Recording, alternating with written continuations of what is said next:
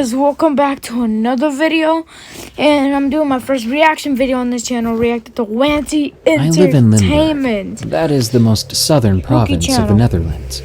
I'm 20 years old, and all my life I've been wanting to work as a caretaker for people with a disability. Just a few months ago, my dream came true, and now I work as a full-time caretaker at a living facility in Maastricht. At this facility, my story takes place. The living facility is positioned just outside of Maastricht City. Before the building became a housing facility, it was a laundromat for the people living on that street. The facility consists of 3 houses that are internally connected. Each one can house 8 people. That makes a total of 24 patients that live in the facility. Each patient has his or her own room, ranging from small to large, to a separate bathroom and kitchen, to a shared bathroom in the hallway. I first began working at this facility when I was just 17 years old, as an intern for my education. Yep. The story starts 2 years ago, when one of my patients that had lived there for 3 years moved out to live at another facility. His family claimed that the patient did not feel safe in his room, because he would hear knocking coming from his closet. We made our apologies for the inconvenience, but didn't think much of it. I wouldn't feel safe if I when the room was cleaned and disinfected, a new patient came to live in the empty room. It was an elderly man, who I'll just refer to as Rick. Rick was a warm and kind-hearted man, who always loved talking about horses that he had as a child, as well as his great love for Russian opera. You'd always catch him sneaking into the kitchen to get a snack, or hear him sing opera. I must admit, he had quite a powerful and wonderful voice. Yeah, he was nice. At first, he would bid us a good night before he went to bed. But as time went by, Rick seemed more and more distressed. He didn't eat and didn't drink as much as he used to, and he lost weight at a troubling rate. He would sit quietly on the couch, staring blankly at nothing. When asked what was wrong, he would say that he had a terrible nightmare of some kind of creature lurking in his closet. Nope. My colleagues and I debated whether or not he could be getting Alzheimer's, and would need testing for it.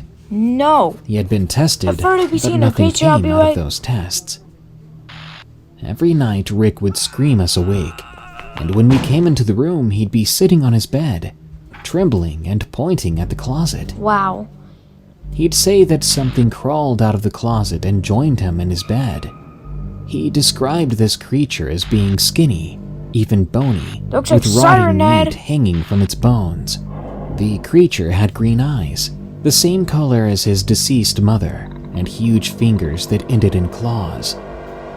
The creature's face was that of a human skull, those green eyes being nothing more than small lights, and a mouth that was filled with sharp teeth, like a crocodile. The creature would lie next to him in his bed, wrapping its claws around his body. Rick described so vividly how he could smell the horrible scent of decay as the creature opened his mouth to whisper in his ear, "Get out! This is not your home." At this point, I'll Rick straight would up cover be like, his ears "Yeah, as can he I have a said sleeping that, partner, please?" and he would soil himself. Yeah, I really want a sleeping partner. Yeah, that would My be me. colleague checked I really the don't care how closet, fucking weird but there was it is nothing there, to have a sleeping partner. and the only thing we could say was that everything was going to be fine. I'd rather have a sleeping partner and be considered Fast weird forward than get about a killed month by a later, creepy and Rick siren would head wake up with humanoid markings all version over of his siren body, head looking thing. deep scratches that appeared to be claw marks. There were even bite marks that were deeper and more animalistic Yep, than can any I have a sleeping human partner? bite. Rick would not want to go into his room anymore, and he would bring his dinner to his room and place it at the door of his closet. My colleagues would take the food away, much to Rick's horror. He'd say that we would make the creature angry, and if it was angry, it would punish him. I feel so sorry for him, especially seeing the fear in his eyes as we scolded him and took away the plate. There was 2 weeks of this, the same thing happening with Rick. One of my closest colleagues and I were working the night shift one night. We were making our usual rounds, checking if everyone was sleeping, and all the machinery was still up and running. That was when we heard a horrible, bone-chilling scream echo through the building. The scream came from Rick's room. Wait. We stormed in, throwing the door open hard, revealing a horrible sight. Rick was lying on his back in his bed, while he was grasping for air. He was clawing at his neck and chest, ripping the flesh off, making bloody gashes all over his upper body. His bed and himself were covered in blood, and there was a trace of blood leading to his closet, which was now slightly opened. My colleagues dialed 112. That's the emergency line in the Netherlands. While I desperately tried to stop Rick from clawing, the only thing Rick did was scream, as if possessed, and stared at the ceiling. Yep, After what no, I'm seemed good. like I'll forever, quit this the job. ambulance That'll be me. came and took Rick quit away. this job. I'm fucking done. No. A week later, we received the sad news that Rick had died. The room once again was left empty.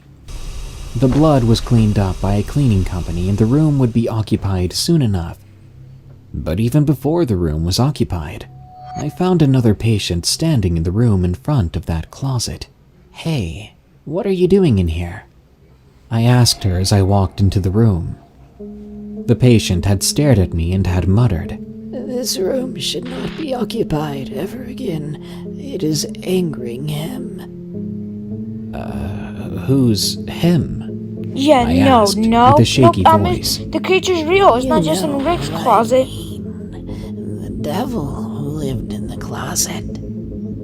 After she said that, she walked out of the room and left me breathless. 2 weeks later, that same patient moved into the room. I don't know why she was placed in that room, but I do know that she too changed. She can't remember her own name now, and all she does is sit in front of that closet, talking to the devil. I don't know what's going on at my work, but strange things keep happening.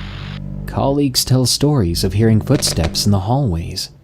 Others hear whispers in the garden, and one even claimed to have been attacked by a shadow demon. Yep, I quit this job. Whatever's I'm just saying going you quit. on, one thing is for sure. The creature in the closet is real, and he's not happy about our patient living in his room. I quit this job. Welcome back. One evening, I got hungry on my I don't know way if I'm saying home, welcome back. so but, I found a restaurant nearby.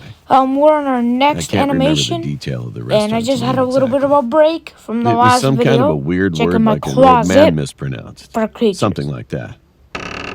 When I went inside, I could see a table with glass on top of green felt, a strange tiger frame made of a hooked needle kit, and the fishbowl which was encrusted with yellow slime. Great. There were no guests at all. The damp smell of the subway hit my nose, and the inside was just dark with only dimly yellow That tiger light. painting is It seemed a bit probably weird, off. I don't. But then I caught don't someone's like it. I eye don't that like seemed it. like the owner of the restaurant, so I just sat down. He came up to me and handed me the menu.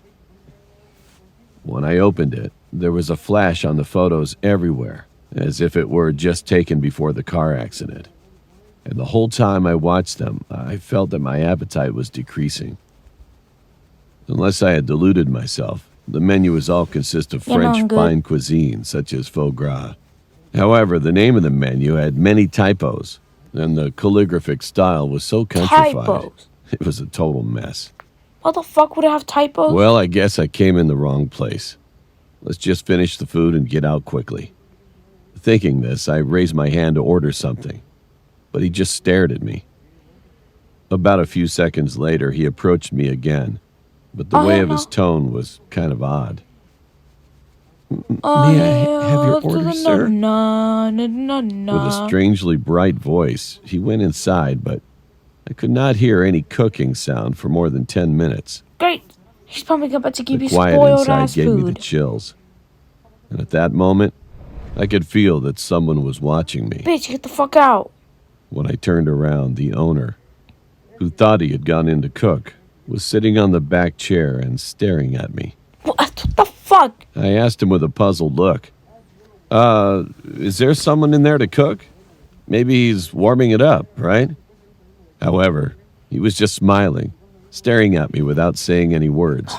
Get the A few fuck minutes out. later, I felt burdened by his gaze suddenly, so I just left the store. Come to think of it, I came out because he didn't start any cooking. But anyhow, I didn't feel good for some reason at that time. Just in case he would come after me with a smile on his face, I closed the door and ran away from the restaurant with all my strength.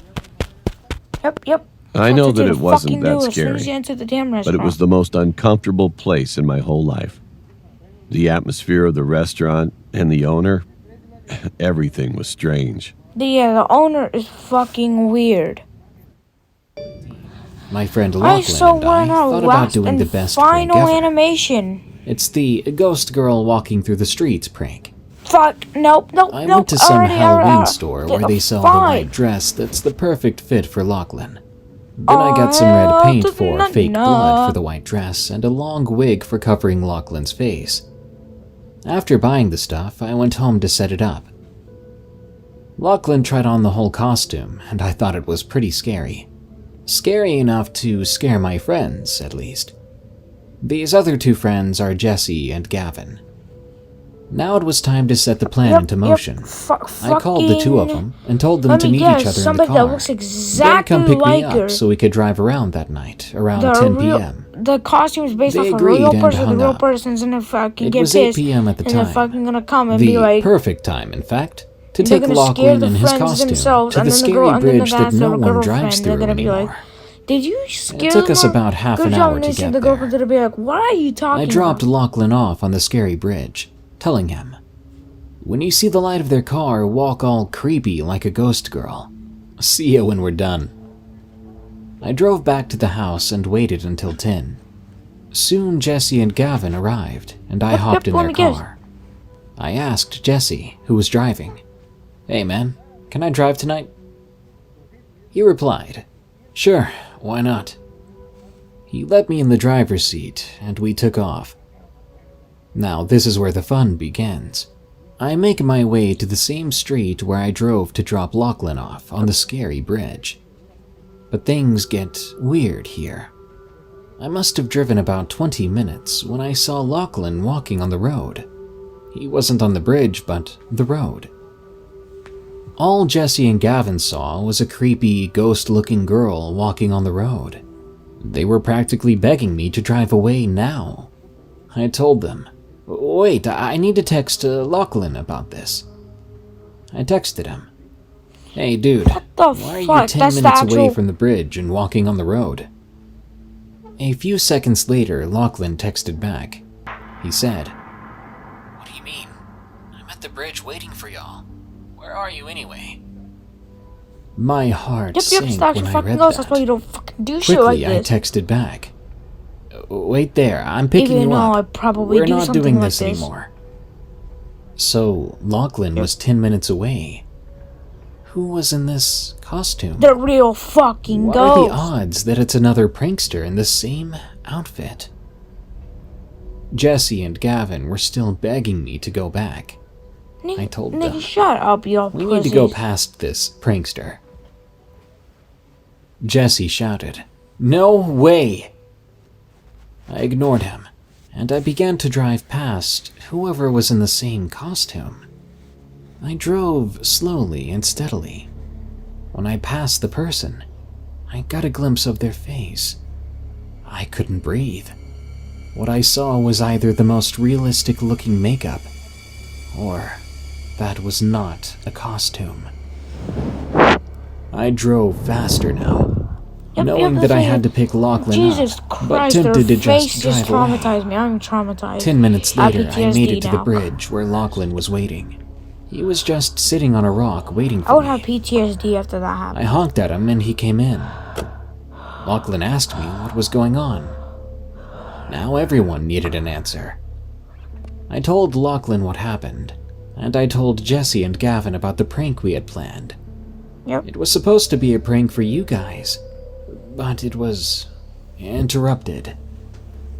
I began to drive back, dreadfully knowing we'd have to pass the same stretch of road Yep. where we saw that girl. But 10 minutes later, when we should have been seeing her, she wasn't there. But I wasn't going to ask why. I just wanted to get home safely. Yep. 20 minutes after that, we got back there. home okay. We all talked about what happened. After the conversation, Jesse and Gavin headed home. Yep. Lachlan stayed the night, which was probably for the better. Because what we saw that night made me lose sleep and terrified me for No. months. Get the fuck out of my face!